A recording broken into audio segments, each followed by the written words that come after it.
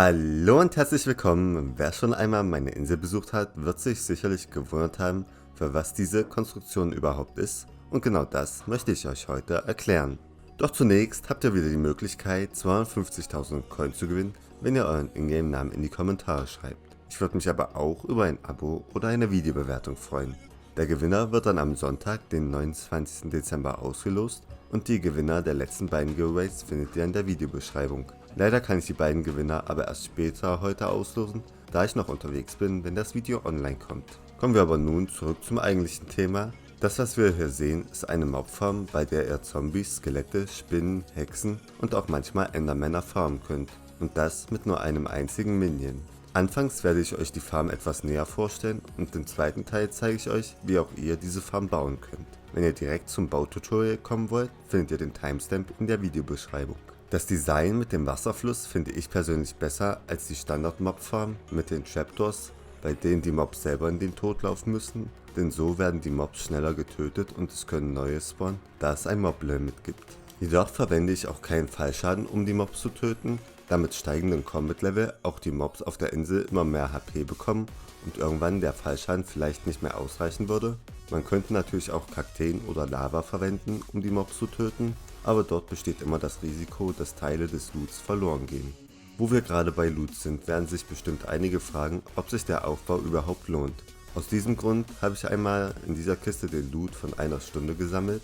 Noch als Info, ich habe bei meiner Farm 20 Ebenen, auf denen Mobs spawnen können. Ihr könnt ja für euch selber entscheiden, ob sich der Bauaufwand im Vergleich zu dem Gewinn lohnt. Natürlich ist die Effizienz der Farm auch davon abhängig, wie gut die anderen Teile eurer Farm ausgeleuchtet sind und wie viele Minions ihr habt, welche auch Mobs spawnen und damit auch zum Mob-Limit beitragen. Da ich aber sowieso immer mindestens einen Minion auf dem Laufen habe, mit dem ich einen Wasserfluss erzeugen kann und ich auch viel auf meiner Insel bin, denn wenn eure Insel nicht geladen ist, funktioniert die Farm auch nicht, finde ich für mich die Farm schon sehr nützlich. Kommen wir nun zu dem Aufbau, angefangen bei den Spawn-Ebenen für die Mobs.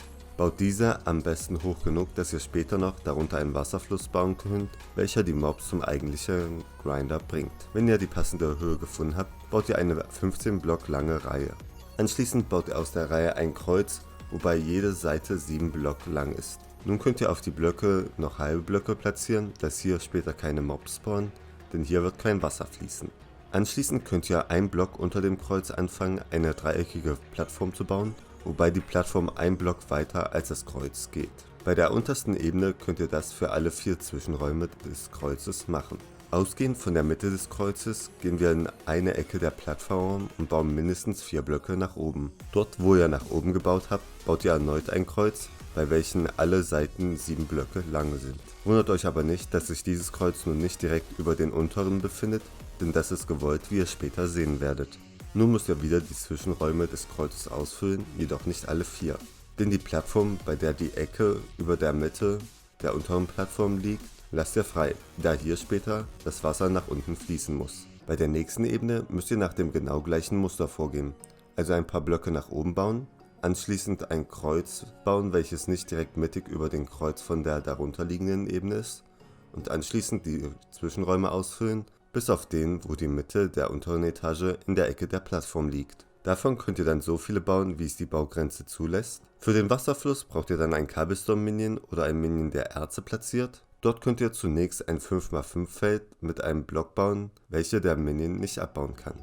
Danach könnt ihr an einer Seite eine Wasserquelle platzieren, die erst einmal nirgendwo hinfließen kann, direkt neben dem Bereich des Minions. Nun müsst ihr nur noch den Block neben der Wasserquelle im Bereich des Minions entfernen, dass das Wasser fließen kann und der Minion dort seinen Block platzieren kann. Bei dem Wasserfluss müsst ihr nur darauf achten, dass dieser auch auf die Mitte des Kreuzes der obersten Etage trifft, damit alle Plattformen überflutet werden.